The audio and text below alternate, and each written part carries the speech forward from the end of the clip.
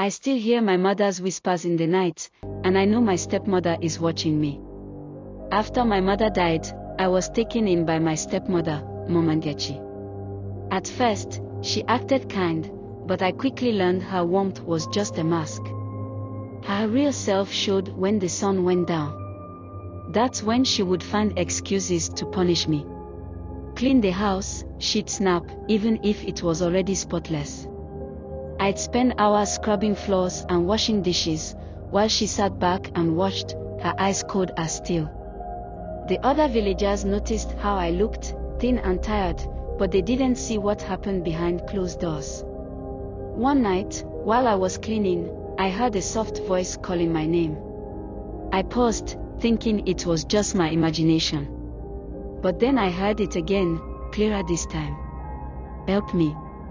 It sounded like my mother. I felt a chill run down my spine. I crept toward the sound, stepping into the dark courtyard. The moonlight barely cut through the trees, and shadows danced around me. Mama, I whispered, hoping for a sign. The voice came again, this time more urgent.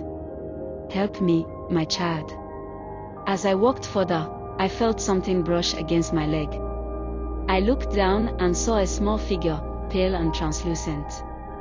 It was my mother, her face twisted in sorrow. You must leave this place, she urged. She means to keep you here forever. Just then, I heard Mama Nkechi's voice from the house. What are you doing out there? Her tone was sharp, filled with anger. I froze. Come inside, now. I ran back, heart racing, but I could still hear my mother's whispers in my mind. The next day, Mama Nkechi's cruelty grew worse. She locked me in a room for hours, claiming I was lazy and useless. I felt trapped, with no one to turn to. One night, I decided to sneak out. I had to find my mother again.